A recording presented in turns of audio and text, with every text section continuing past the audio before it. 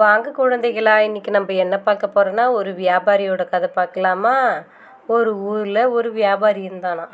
அவன் நன்றாக உழைச்சி நிறைய பணத்தை சேர்த்து வச்சானாம். அவனுக்கு பண ஆசை அதிகரித்து மன நிம்மதியே போயிடுச்சான். ஒரு நாள் இரவு அவன் திடீர்னு என்ன பண்ணான்னா, ஒரு யோசனை தோணுச்சான்.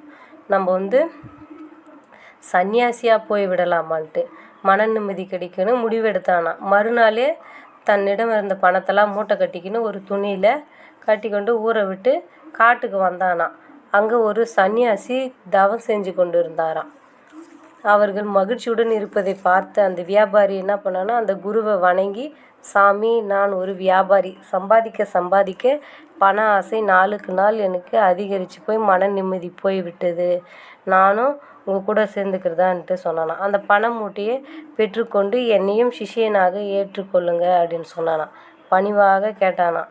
அவன் கீழே வைத்த பண மூட்டையை என்ன பண்ணானா, அந்த குரு திடீர்னு எடுத்துக்கொண்டு குடு குடு குடு குடுன்னு ஓட ஆரம்பித்தாங்களாம். அந்த வியாபாரிக்கு ஒன்றுமே புரியலையாம். அவனும் பின்னாலேயே ஓடினானான். அவன் தன்னை பின்னாலே ஓடி வருவதை பார்த்து அந்த குரு என்ன பண்ணாரா, வேகமாக ஓட ஆரம்பித்தாராம்.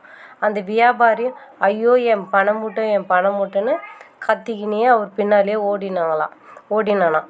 அப்புறம் என்ன பண்ணாரா, அந்த பண மூட்டையை வெகு தூரம் சென்ற பிறகு என்ன பண்ணாரா, அந்த சன்னியாசி அதே இடத்துக்கு அந்த பண மூட்டையை வச்சுட்டு அவர் அந்த மரத்துக்கடியிலே அவர் உட்காந்துக்கிட்டாராம். அவன் நாக்கை தொங்க போட்ட மாரி அந்த வியாபாரி குருவிடம் தனது பண மூட்டை இருப்பதை பார்த்த உடனே குழம்பி போனானாம். குரு அவனை பார்த்து, மகனே, இன்னும் பண ஆசை உன்னை விட்டு போகவில்லை. அதனால் நீ மீண்டும் வியாபாரம் செய். எனது ஆசிரமத்தில் உனக்கு இப்போதைக்கு இடமில்லை, சென்று வா என்று சாந்தமாக உபதேசம் செய்தார். வியாபாரி தனது பண மூட்டையுடன் ஊர் திரும்பினான். நீதி: அளவோடு சம்பாதித்தால் மன நிம்மதியுடன் இருக்கலாம். பாய் குட்டீஸ்.